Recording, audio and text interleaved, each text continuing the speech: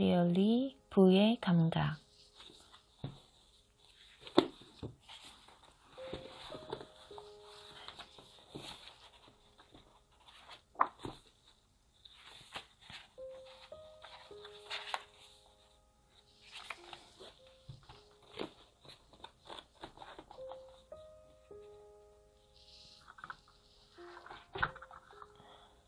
dollars and cents.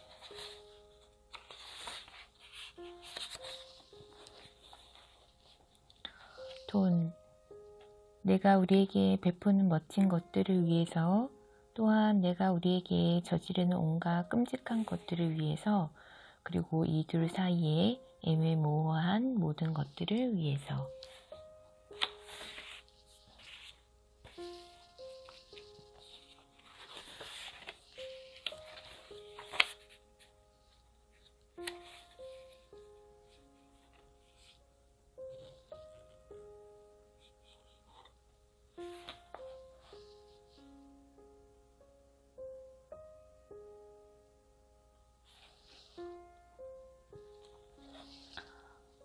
돈은 중요하다. 개인적인 생활을 생각해도 그렇고 경제나 사회를 생각해도 그렇다. 또한 돈과 관련된 생각을 이성적인 방법으로 수행하기는 쉽지 않다. 이런 점을 감안한다면 돈 관련 생각을 하는 방법을 예리하게 가다듬으려면 무엇을 해야 할까? 금융교육이다. 금융구사 능력. 그러나 불행하게도 자동차 사는 법 혹은 담보대출 이용법 같은 금융구사 능력 관련 교육은 그의 효력이 빠르게 소멸하는 경향이 있다. 우리 저자들은 돈과 관련해서 사람들이 공통적으로 가장 많이 저지르는 실수 중 몇 가지를 파고들고 왜 그런 실수를 저지르는지 설명하고자 한다.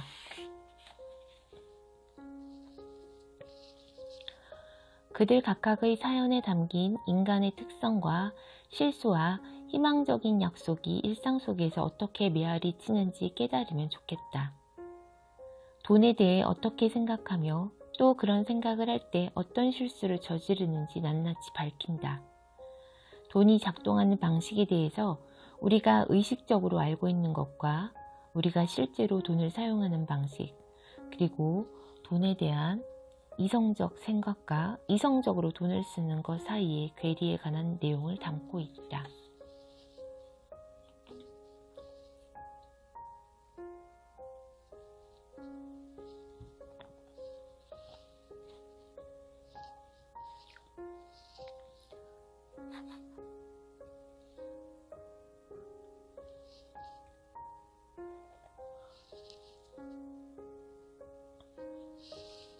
돈이 생각에 미치는 강력한 영향력을 제대로 이해함으로써 돈과 상관없는 분야의 의사결정도 더 잘 이해할 수 있게 되리라고 믿는다.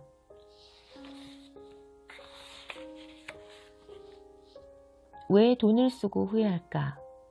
돈에 대한 의사결정이 어려운 이유. 첫째, 우리는 돈을 모른다. 둘째, 돈이란 무엇인가? 셋째, 가치를 알아야 제대로 쓸 수 있다. 돈에 대해 꼭 알아야 할 10가지. 가치 없이 가치를 평가하지 않으려면. 모든 것이 상대적이다. 돈은 대체 가능하다. 고통을 회피하려는 습관. 자신을 믿는 어리석음이 부르는 화. 우리는 소유한 것의 가치를 과대평가한다. 공정함과 노력에 대한 과도한 염려. 언어와 제의가 만드는 마법, 기대치를 뛰어넘어야 하는 까닭, 유혹을 이기지 못하는 사람들, 돈, 너무 많이 생각해서 탈이다. 부의 감각을 키우는 법, 인생에서 가장 중요한 돈 쓰기의 기술. 가슴이 가는 곳에 돈을 써라. 공짜도 가격이다. 미래를 위해 자제력을 발휘하라. 돈을 모으기 위한 다양한 방법. 생각할 시간이 필요하다. 왜 돈을 쓰고 후회할까? 돈에 대한 의사결정이 어려운 이유. 우리는 돈을 모른다.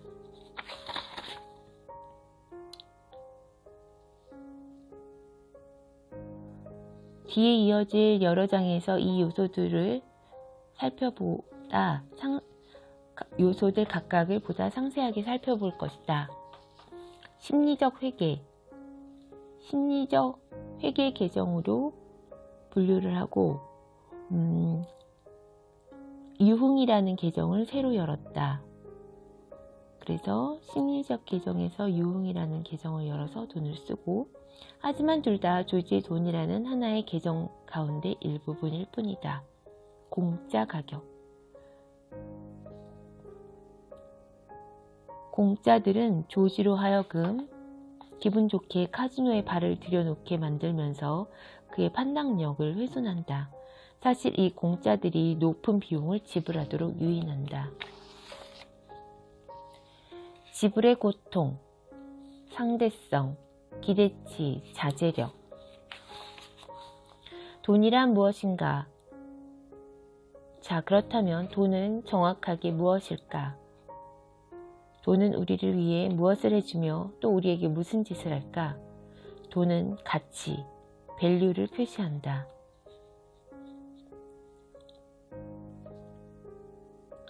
돈은 그 자체로는 아무런 가치가 없다.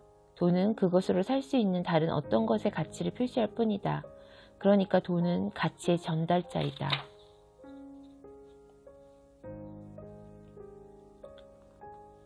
돈은 일반적이다. 돈에는 그 유용성을 높이는 몇 가지 특성이 있다.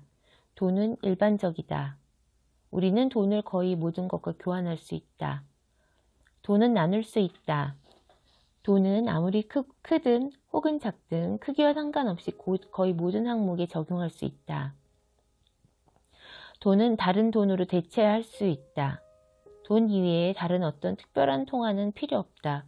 왜냐하면 돈은 동일한 액수를 나타내기만 한다면 다른 돈으로 얼마든지 대체될 수 있기 때문이다.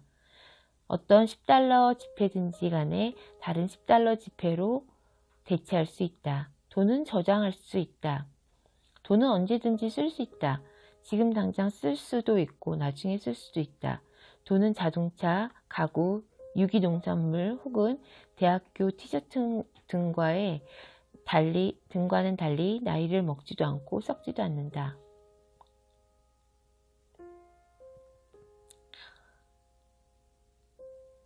비이성적인 인간, 공동선. 돈이 얼마나 중요하고 유용한지 깨달은 것은 중요하지만 그 반대편에 있는 사실도 알아야만 한다. 불행하게도 돈이 가져다주는 편익 가운데 몇몇은 돈이 우리 인간에게 퍼붓는 저주의 원인천이기도 하다. 돈이 많으면 문제도 많아지지.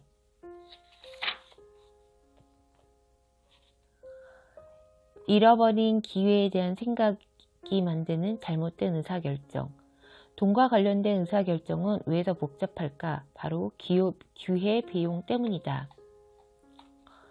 돈으로 거의 모든 것을 할 수 있다고 해서 모든 것을 다 할 수 있다는 뜻은 아니다. 하지만 선택을 해야 하며 그렇기 때문에 뭔가를 희생할 수밖에 없다. 즉 어떤 것을 하지 않을지 선택해야 한다는 말이다. 우리는 분명히 기회비용을 생각한다는 뜻이다. 기회비용은 대안이다. 뭔가를 생각하기 위해 지금이나 나중에 반드시 포기해야 하는 어떤 것이다. 그는 4달러를 포기한 게 아니다. 그 돈이 지금 혹은 미래에 제공할 수 있는 어떤 기회를 포기한 것이다. 지출 관련 의사결정을 할 때 반드시 기회비용을 생각해야만 한다. 지금 어떤 것에 돈을 쓰기로 선택함으로써 포기하게 되는 대안들을 곰곰이 생각해야 한다. 자기가 지출하고자 하는 그 돈을 미래에 얻을 일련의 경험이나 재화를 살 수 있는 잠재적 역량으로 바라볼 능력이나 의지가 없는 것 같았다. 이는 돈이 너무 치상적이고 일반적이라서 기회비용을 떠올리고 고려하기가 어렵기 때문이다. 기본적으로 뭔가를 사려고 돈을 지출할 때는 사고자 하는 그 대상 말고 다른 것은 아무것도 머리에 들어오지 않는다. 돈은 일반적으로 표현하면 구체적으로 표현할 때보다 그 가치를 낮게 평가하는 경향이 있음을 보여주는 하나의 사례이다.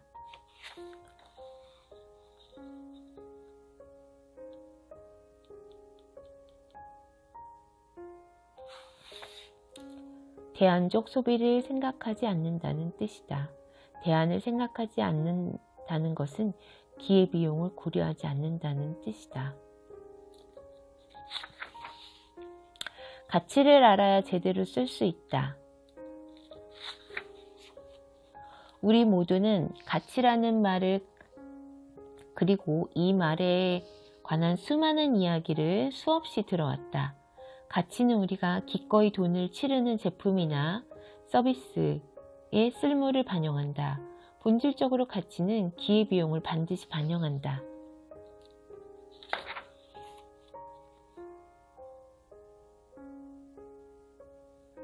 우리 저자들은 이 힘과 속임수 지름길을 가치 단서라고 생각한다. 우리 저자들이 이 가치 단서들을 추적하는 이유는 기회비용을 고려하고 실제 가치를 평가하기가 너무 어렵기 때문이다. 돈에 대해 꼭 알아야 할 10가지 가치 없이 가치를 평가하지 않으려면 첫째, 모든 것이 상대적이다.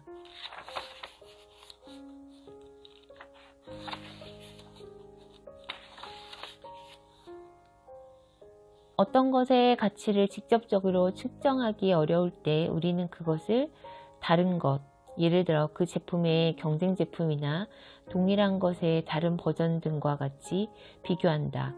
이처럼 비교를 할 때 우리는 상대적인 가치를 만들어낸다. 평가하고자 하는 어떤 대상을 다른 하나와만 때로는 두 개와만 비교한다.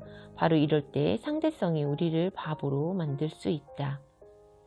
$60를 0달러와 비교해야 하고 또 $60로 살 수 있는 다른 것들과도 비교해야 한다. 착각을 만드는 상대성.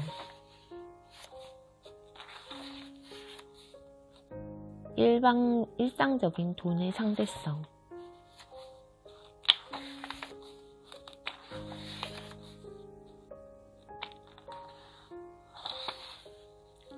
서두르면 손해인 이유, 의사결정 지름길.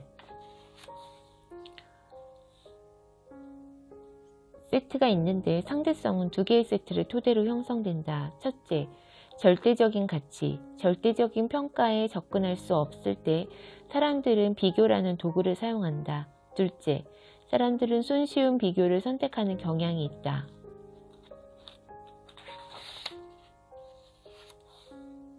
주의 분산과 미끼에 현혹되기 쉬운 사람들.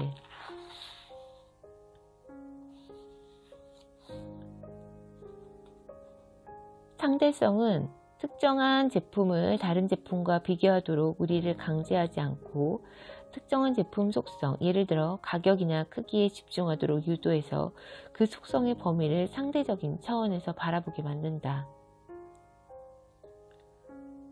그래서 우리는 가격 범위는 $690에서 $1480 군이라거나 크기가 36인치에서 50인치까지 군이라고 스스로 말한다. 그런 다음에 그 안에서 상대적인 것을 선택하는데 흔히 그 범위의 중간에 있는 것을 고른다. 우리는 어떤 것의 적정 가격을 전혀 모를 때 보통은 지나치게 비싼 고급품이나 너무 싸구려를 선택하지 않으려는 최상의 선택이라고 믿는다. 그래서 중간지대에 놓인 것을 선택하는데 이 중간지대에 놓인 제품이야말로 여러가지 선택지를 설정하는 마케팅 담당자들이 애초부터 팔고자 한 제품인 경우가 흔하다. 이제 당신도 알겠지만 어쩌면 상업적인 거래가 이루어지는 운동장은 조금 기울어져 있는지도 모른다. 묶임 판매의 노림수. 가치를 정확하게 어디에 설정해야 할지 모르기 때문에 함정에 빠뜨린다. 일상 속 상대성의 영향. 상대성은 사람들의 자존감을 영향을 준다. 후회라는 개념도 비교의 또 다른 버전이다. 후회함으로써 우리는 자신이 선택할 수 있었던 여러 대안들의 가상적인 결과와 현재의 가치, 자기 생활, 자기 경력, 자기 재산, 자기 지위를 비교한다. 후회나 걱정 같은 감정을 잘 갈무리해서 작은 상자에 넣어둬라.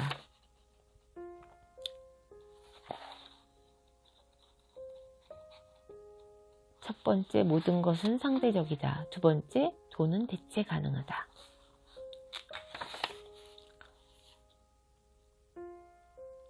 심리적 회계. 심리적 회계란 실제적인 가치와 전혀 상관없이 돈에 대해 생각하는 또 하나의 방식이다. 이를 보다 단순하게 만드는 과정에서 돈과 관련된 완전히 새로운 차원의 실수를 하게 된다.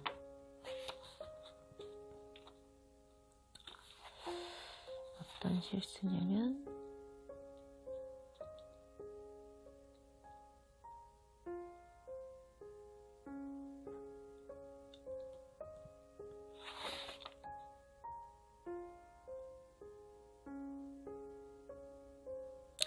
개인 생활에서도 사람들은 자기가 쓸 돈을 각각의 지출 범위들에 할당한다.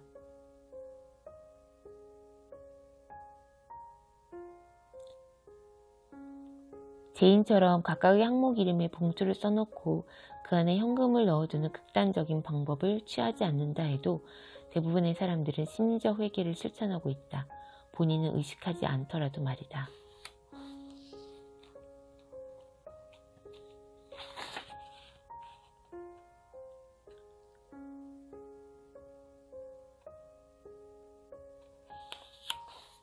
속기 쉬운 지출 계정.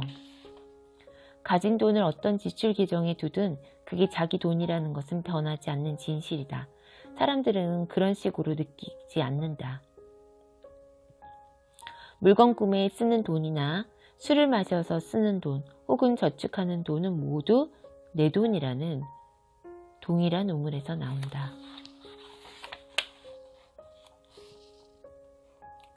심리적 회계는 의사결정을 내리는 데 유용한 체험적 지름길을 제공해 준다.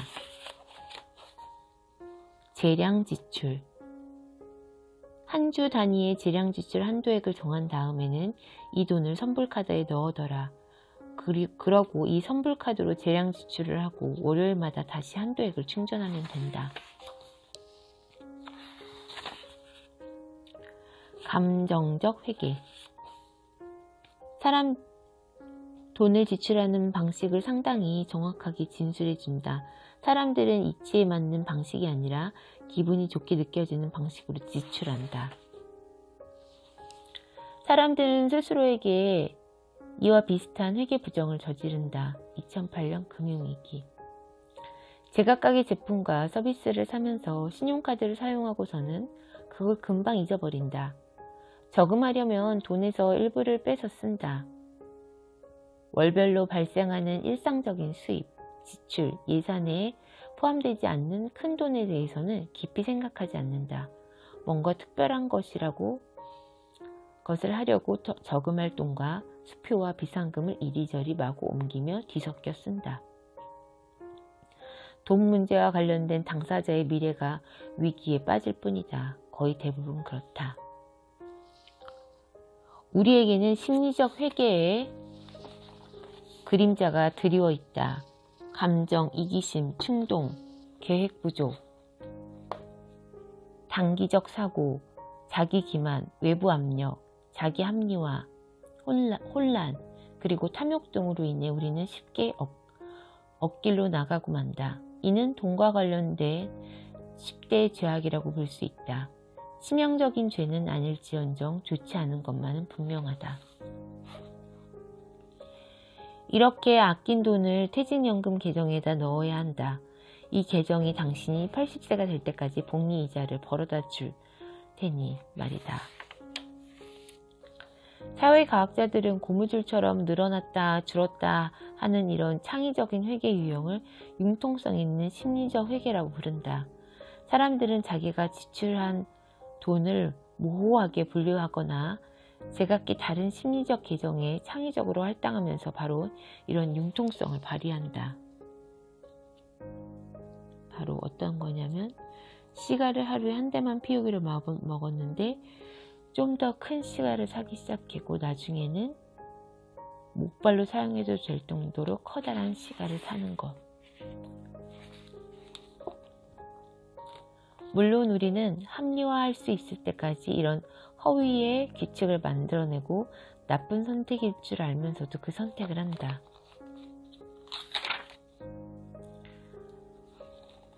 창의적 회계를 실행하는 방법은 또 있다. 바로 통합이다. 두 개의 전혀 다른 지출이 있을 때 작은 지출을 큰 지출에 합쳐서 이 두 개의 지출이 사실은 하나의 지출일 뿐이라고 합리화하는 것이다. 우리는 규칙에 어긋나는 지출 관련 의사결정을 합리화하기 위해 규칙의 융통성을 이용한다. 다이어트를 하면서 속임수를 쓰는 것과 마찬가지로 우리는 거의 모든 지출을 손쉽게 합리화하기 위해서 창의성을 최대한 활용한다. 지난번에는 점심으로 샐러드를 먹었으니까 이번에는 아이스크림 콘 하나쯤은 사 먹어도 괜찮다고 생각하지 않는가?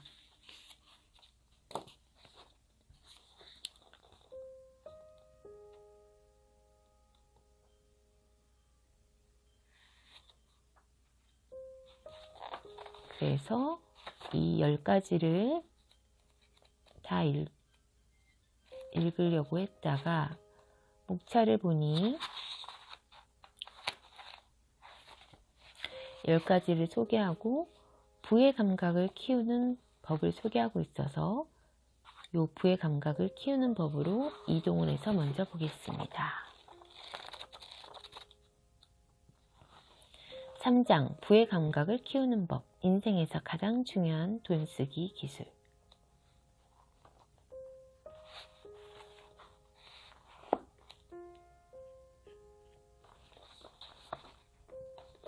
마음이 가는 곳에 돈을 써라.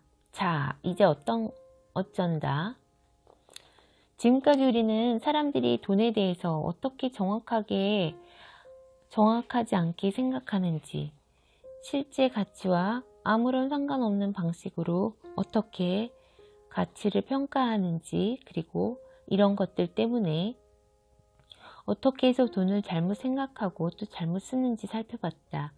우리는 장막 뒤에 가려져 있던 비밀을 사람들이 뇌 안에서 돈과 관련된 생각이 어떻게 작동하는지 수박 겉핥기 식으로나마 살펴봤다. 이 과정에서 사람들이 전혀 타당하지 않은 변수를 지나치게 강조하면서 정작 중요한 것은 잃어버리고 의미 없는 가치 단서가 자신을 엉뚱한 길로 유도하도록 스스로를 방치해버린다는 사실을 배웠다. 그렇다면 돈에 대해 어떻게 생각해야 옳을까? 우리가 안고 있는 모든 문제 하나하나의 해결책은 무엇일까? 그의 해결책을 성급하게 확인하려고 당신이 이미 이 책 뒷부분을 펼쳐봤으리라고 우리 두 저자는 확신한다. 저도 그러고 있네요. 어쩌면 많은 사람들이 지금 이 순간 서점에서 이 책을 살까 말까 망설이며 이 부분을 읽고 있을지도 모른다. 만일 그랬다면 우리 두 저자는 첫째, 이 책을 사는 비용을 아꼈다는 사실에게 당신에게 박수를 보내지만 둘째, 당신이 아직 우리가 들인 노력을 정확하게 평가하지 못하고 있음을 지적하면서 셋째, 짧게 요약한 다음 내용을 제시한다. 돈과 관련된 의사결정을 내려야 할 때 정말 중요하게 여겨야 하는 것은 기회비용, 구매 상품이 제공하는 진정한 편익, 그리고 다른 곳이 아니라 바로 거기서 얻을 수 있는 진정한 즐거움이다. 완벽하게 이성적인 세상에서는 무엇을 중요하게 여기면 안 될까? 세일 가격 혹은 깎아주는 금액, 혹은 우리가 동시에 다른 것에 소비하는 금액, 상대성, 이런 거를 중요하게 여기면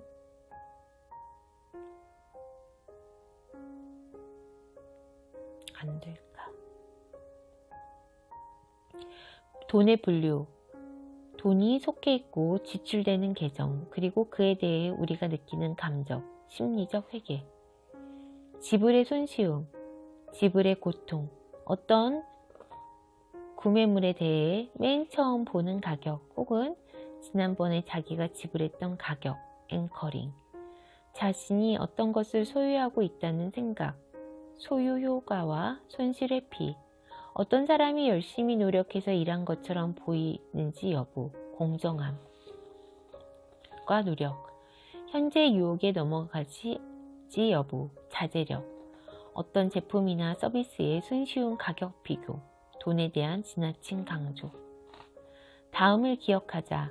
위에서 열거한 요인은 구매물의 가치에 영향을 주지는 않는다.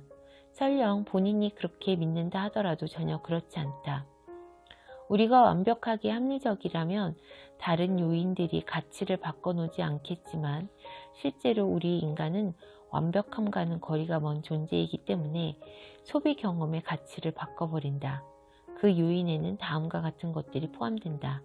뭔가를 묘사하는 말, 우리가 소비 시점에 하는 행동, 언어와 제의, 소비의 진정한 속성이 아니라 그 소비 경험에 대해 우리가 기대하는 것, 기대치.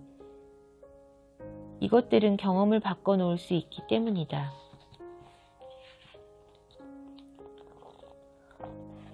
자신이 살아가는 환경 속에서 만들어가는 아주 작은 변화가 중요하다는 것이다. 우리는 기회비용을 무시한다. 모든 거래를 기회비용이라는 차원에서 생각하라. 지금 뭔가를 얻는 대가로 희생해야만 하는 것이 무엇인지 보다 명백하게 살펴라. 우리는 모든 것이 상대적임을 잊어버린다. 자신이 실제로 지출하는 돈이 얼마인지만 고려해야 한다. 정가 $100짜리 셔츠를 할인받아서 $60에 산다고 해서 $40를 절약하는 것은 아니다. 규모가 크고 복잡한 구매일 때는 그 지출을 세부적으로 쪼갠 다음 나눠서 바라보려고 노력할 수 있다. 여러 가지 선택사항이 딸려있는 것을 살 때는 예를 들어 집이나 자동차, 각각의 선택사항을 독립적인 것으로 분리해서 판단해야 한다는 말이다. 또한 백분율이라는 틀로 생각하지 않으려고 노력해야 한다. 우리는 서로 연결된 것을 구분하고 격리한다. 이제 잠시 동작을 멈추고 그 돈도 그냥 돈일 뿐이며 게다가 나의 돈이기도 하다는 사실을 상기할 필요가 있다. 우리는 고통을 회피한다. 지불의 고통은 어떤 상품을 구매하기 전에 과연 그 돈을 그 자리에서 그 상품에 지출하는 것이 정말 온당한 선택인지 생각하게 만드는데, 즉 기회비용을 고려하게 만드는데 도움이 된다. 가장 좋은 해결책은 신용카드를 사용하지 않는 것처럼 쉽고 단순한 것일 수도 있다. 우리는 자기 자신을 믿는다. 가장 비싼 그 가격과 비교하면 매우 싸다는 느낌이 들 텐데 바로 그것이 함정이기 때문이다. 가끔씩은 멈춰서서 자기의 오랜 습관이 과연 옳은지 의문을 품어야 한다. 우리는 자기가 가진 것의 가치를 과대평가한다. 시험적인 서비스나 프로모션을 조심해야 한다. 매몰 비용은 어차피 회복할 수 없는 비용이다. 얼마의 돈이든 간에 일단 지출된다면 그 돈은 의미 없는 돈이다. 과거는 과거일 뿐이다. 의사결정을 할 때는 현재 자기가 어디에 있는지 그리고 미래에는 어디에 있을지만 고려해야 한다. 우리는 공정함과 노력에 대해서 염려한다. 미안하게도 세상은 공정하지 않다는 사실이다. 어떤 것의 가격이 공정하게 책정됐는지 어떤지 따지는 일에 휘말리지 마라. 그 대신 자신에게 가치 있는 것이 무엇인지 생각하라. 지식과 경험에도 가치가 있음을 깨달아야 한다. 열쇠수리공, 화가, 돈에 관한 책을 쓰는 저술가 등이 하는 일의 가치는 그 순간 그 일에 들어간 시간이나 노력이 아니라 그들이 평생에 걸쳐 그 기술과 경험을 연만을 들인 시간과 노력에서 나온다. 성과물을 내지 못하는 헛된 노력의 함정에 빠지지 않도록 조심해야 한다. 우리는 언어와 제의의 마법을 믿는다. 노력과 관련된 타당성 없는 어림짐작을 경계해야 한다. 장인의 손길, 어쩌고저쩌고 하는 것에 돈을 지불해야 하는 이유는 거의 없다. 또한 동시에 언어와 제의가 우리 경험의 질을 바꿔놓을 수 있으므로 필요하다면 이것들을 포용해서 경험의 질을 높여야 한다는 것도 기억해라. 우리는 기대치를 과대평가한다. 표지만 보고서 책을 판단하지 마라. 남이 나를 조작하는 것과 나 스스로 조작하는 것 사이의 선택이다. 우리는 자기 의사와 다르게 무의식적으로 남에게 조작되고 세뇌되기를 원치 않는다. 그렇지만 자신이 원해서 그렇게 되는 것은 괜찮고 상관하지 않는다. 우리는 돈을 지나치게 강조한다. 가격은 단지 숫자일 뿐이며 비록 그것이 의사결정 과정에서 강력한 변수가 될 수는 있겠지만 모든 것을 결정하지는 않으며 또 그렇게 하게 내버려둬서도 안 된다. 공짜도 가격이다. 미래를 위해 자제력을 발휘하라. 자제력이 부족하며 마지막 결승선을 통과하기 전에 넘어질 수 있다. 가치를 올바르게 판단할 수 있다고 해도 자제력이 없다면 결국 잘못된 선택을 하고 만다는 뜻이다. 자제력을 키울 수 있을까? 미래와의 연결성을 강화하고 유혹에 저항하면 된다. 말은 쉽지만 실천하기는 어려운 과제이다.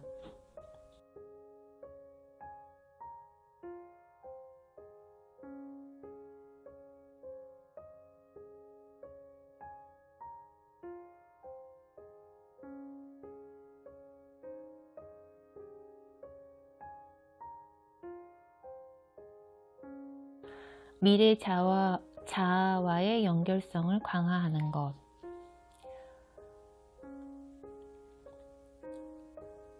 현재의 자기보다 나이를 더 많이 먹은 자아와 대화를 할 수도 있다. 혹은 미래의 자아에게 편지를 쓸 수도 있다. 또한 65세, 70세, 95세, 100세가 됐을 때 자신이 구체적으로 필요로 하는 것, 바라는 것, 커다란 기쁨을 느끼는 것, 가장 후회하는 것이 무엇일지 생각해 볼 수도 있다. 미래의 자아와 대화하기는 자신의 생각을 바꾸고 현재의 유혹에 저항하려는 보다 강력한 의지를 구축하는 방향으로 한 걸음 내딛는 것이다.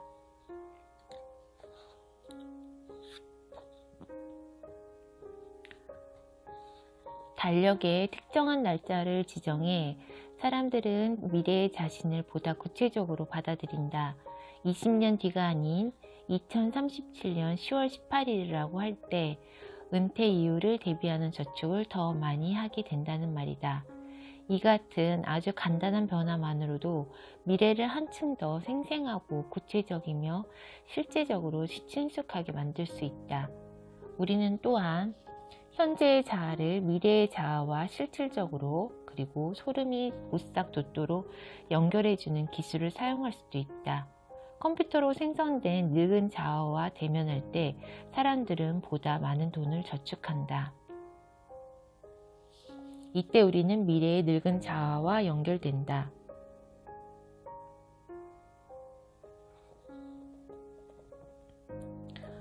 급여 명세서나 신용카드에 늙은 모습으로 바뀐 자기 사진을 붙여둘 수도 있다. 혹은 바라는 일과 미래에 대한 감정에 보다 가깝게 다가서기 위해 완벽한 어느 미래에 우리가 하고 있을 수도 있는 멋진 일을 실행하는 늙은 자아의 사진, 하이킹, 휴가여행, 손자들과의 즐거운 놀이, 올림픽 금메달 획득, 대통령 연설, 그리고 우주왕복선 탑승 등의 사진을 사용할 수도 있다.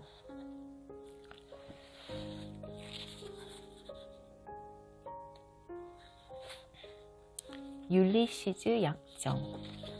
율리시즈 약정을 따른다는 것은 신용카드의 한도를 미리 조정한다거나 선불카드만 사용한다거나 혹은 모든 종류의 카드를 폐기하고 오로지 현금만 사용한다는 뜻이다. 일정 금액을 무조건 떼서 미리 저축부터 해야 한다.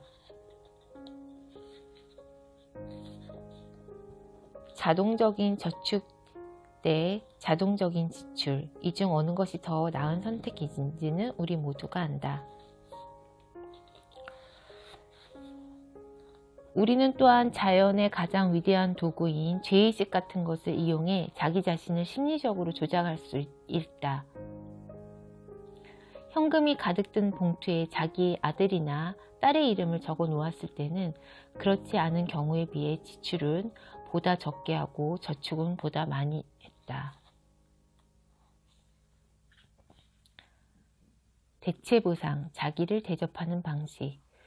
미래의 보상에 동기가 부여되지 않는 우리의 무능함을 우회해 버리면 어떨까?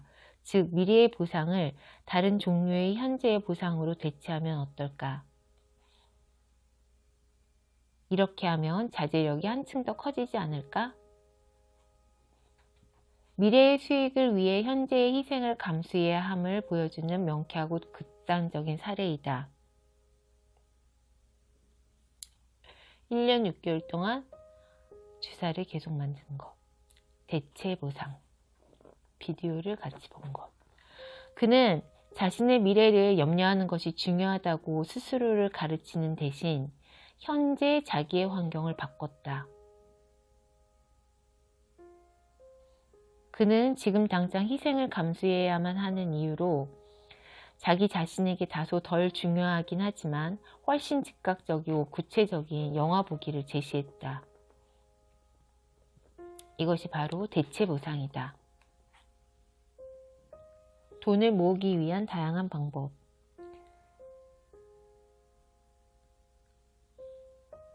자신의 잘못된 행동을 어떻게 바꿔야 하는지 아는 것과 실제로 행동을 바꾸는 것은 전혀 별개임을 반드시 알아야 한다. 자기 자신과 사회에 유익하도록 우리가 돈에 대해 생각하는 방식과 양립할 수 있는 시스템을 설계해야 한다. 자신의 결정과 한계를 보다 많이 이해할수록 미래의 일을 보다 더 잘 처리하게 되는 이유도 바로 여기 있다. 그 누구도 미래를 정확하게 예측할 수는 없다. 은퇴 계산기, 은퇴 설계를 진단하고 준비하도록 도와주는 프로그램. 잘못된 행동을 개선하고자 하는 노력이 번번이 실패로 끝나고 마는 이유를 알 수 있다.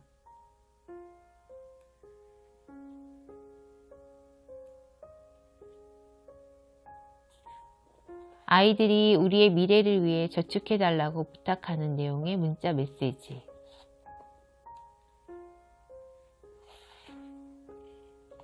문자 메시지 외에도 황금색 동전을 한 주에 하나씩 받았다. 각각 1부터 24까지의 숫자가 쓰인 동전이었다. 이 숫자는 실험이 진행되는 기간인 24주를 각각 가리킨다.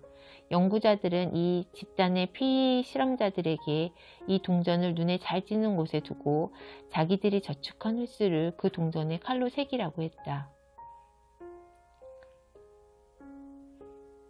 저축을 가장 많이 한 것으로 드러난 매개물은 바로 동전이었다. 동전을 받은 사람은 문자 메시지만 받은 사람들에 비해 거의 2배 가까운 돈을 저축했다. 이 동전의 존재를 의식했던 것이다. 동전은 현실 속에 물리적으로 존재함으로써 저축해야 한다는 생각을 저축이라는 행위와 함께 사람들의 일상 속으로 끌어들였다. 늘 그런 것은 아니고 가끔이긴 하지만 어떤 행동을 유도해서 차이를 빚어내기에는 충분한 정도였다. 동전에 해당하는 것을 삶의 여러 영역에 제공해서 저축을 보다 많이 하도록 촉진시키는 시스템을 설계하면 된다. 저축액을 남에게 보여주기. 보이지 않는 저축을 보이게 만드는 원칙을 반드시 세워야 할 중요한 원칙이다. 보다 많은 저축액을 두고 사람들이 경쟁할 수 있도록 말이다. 나는 아이들에게 미래가 있음을 믿는다. 어린이 개발 계좌는 저축의 가치와 저축을 지향하는 마음 상태의 가치를 높이 평가하게 유도하는 의도로 설계된 금융환경의 한 가지 사례로 자기 목표의 장기적인 가치를 강조함으로써 사람들에게 저축에 대한 생각을 상기시키며 소유의식을 제공하면서 현재의 돈을 포기하는 것에 동반되는 걱정을 이겨내도록 돕는다. 돈의 심리학을 슬쩍 비트는 것이다. 돈을 숨겨야 할 때. 자동이체를 설정해서 돈이 자동적으로 다른 계정으로 빠져나가도록 해두면 사람들은 그 돈에 대해서 덜 생각하게 된다. 이처럼 스스로를 속이는 전략은 쉽고도 유용하다. 당신에게 더 많은 권한을.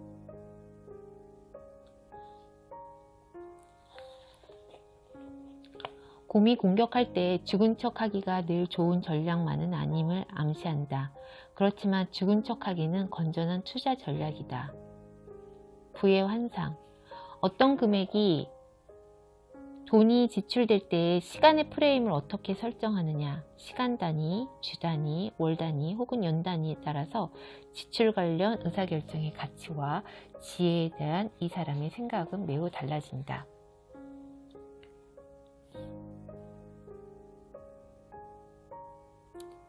부의 환상.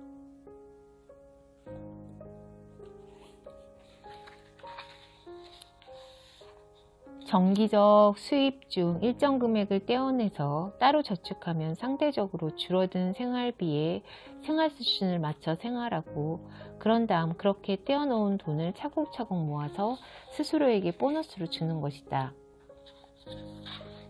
그러면 그 보너스 중 일부를 자신이 진정으로 좋아하는 것에 쓸 수 있다. 물론 자신의 미래 자아에게 먼저 지불해야 하는 게 맞는 말이긴 하다. 그렇지만 현재 자아에게도 그 돈, 그 행복을 조금 떼어줄 수 있고 그렇게 해야 하지 않겠는가 하는 말이다. 생각할 시간이 필요하다. 자네에게 잠시 멈춰서서 생각해 보라고 하는 것 같은데 맞나?